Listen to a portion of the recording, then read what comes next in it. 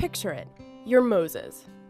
You're standing in front of all these people, the Israelites, hundreds and thousands and what probably feels like zillions of people. Your job, and it is no small one, is to give the Israelites their laws, what the Torah tells them to do, how to live as Jews in the world. And see, you can't text it, or tweet it, or blog about it. You can't make a YouTube video of it, though set to music it would be kind of awesome. So, new? What are you left with? How are you going to communicate all these complicated rules and laws and guidelines to the zillions of people before you? Ahem, God taps you on the shoulder. Moses, EMOR, speak. Well, you heard what God said. Seems you gotta clear your throat because you have a whole lot of talking to do. Suddenly, though, maybe you're kind of excited.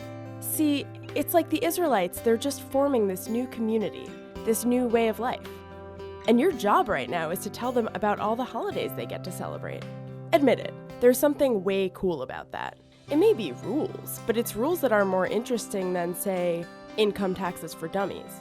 It's more like, look, here are all the super cool festivals you get to celebrate. Mark your calendars, your year is about to get a whole lot more interesting. For example, you get to tell the people about Passover. For 7 days, they'll eat only unleavened bread, aka matzah. For 7 days, they'll do no work. No work! Also, we now know, Passover can mean macaroons. But that's kinda cheating, since at the time of this speech, they probably weren't invented yet. Anyway, another one. Sukkot, the Festival of Huts.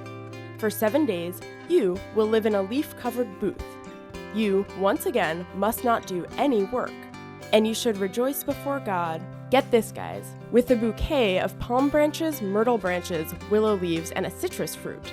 You shake it around in what almost looks like a dance as a part of celebrating this holiday, this Sukkot. The booths are to remind you, and your kids, and your kids' kids, and your kids' kids' kids, that the Israelites lived in booths when God brought them out of slavery in the land of Egypt. And so on and so on. Moses is given a number of holidays to describe to the Israelites. And picture this, you're Moses and you're talking, and the people are actually getting excited about these holidays. Of course, he doesn't get off that easy. The responsibility for reciting an entire code of law to what seems like a bazillion people is a big and serious one, and it's not all fun and holidays. Like, picture you're Moses and you have to stand in front of the people and go over all the laws for the high priests, the Kohanim, in the temple. And there are a lot of them, too. A priest can't come in contact with the dead, he can't marry a divorcee, and he has to keep his haircut uber short. Or, picture having to tell the people about the capital punishment that is to be applied to a blasphemer, someone who takes God's name in vain. Yikes. Pretty stressful, high-stakes stuff. So really, EMOR may seem like it's just about a whole lot of talking, but it's not lip service.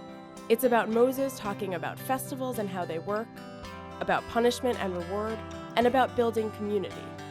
Your zillions of Israelite listeners probably applauded when you were done speaking, because they knew that even though it seemed a bit overwhelming, they had the exciting project of becoming the Jewish people ahead of them. And that's a life adventure you kinda really wouldn't want to miss out on.